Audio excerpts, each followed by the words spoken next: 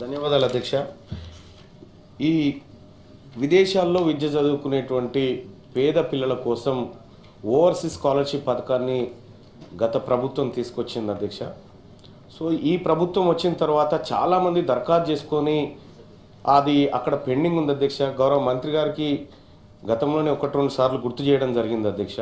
ఇప్పుడు ఈ ఓవర్సీస్ స్కాలర్షిప్లు మీద నమ్మకం పెట్టుకొని ఆల్రెడీ టర్మ్ ఫీజులో లేకపోతే ఆ ఫీజులు కట్టుకొని ఉన్నారు, మిగతా వాళ్ళకి రాలేదు అధ్యక్ష. వాళ్ళ చదువుల మధ్యలో ఆగిపోయే పరిస్థితి వచ్చింది విదేశాల్లో.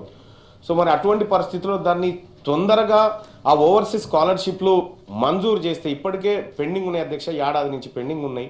మరి వీటిని నమ్ముకున్నటువంటి కొంతమంది తల్లిదండ్రులు నా దగ్గరకు వచ్చి కన్నీళ్ళు పెట్టుకున్నారు అధ్యక్ష.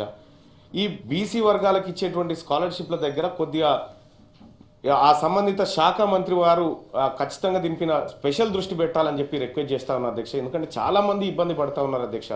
సో అదొకటైతేగా నేను వస్తూ ఉంటే ఒక ఆటో డ్రైవర్ ఇట్లా నమస్తే మల్లన్న అన్నాడు. ఏం సంగతి అంటే 12,000 ఇస్తానన్నా మాకంటే ఇస్తాం పక్క వచ్చినాక చెప్తా అని చెప్పిన అధ్యక్ష.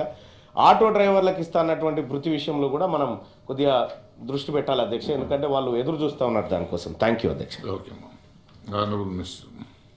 నోట్ చేసుకోవడం జరిగింది.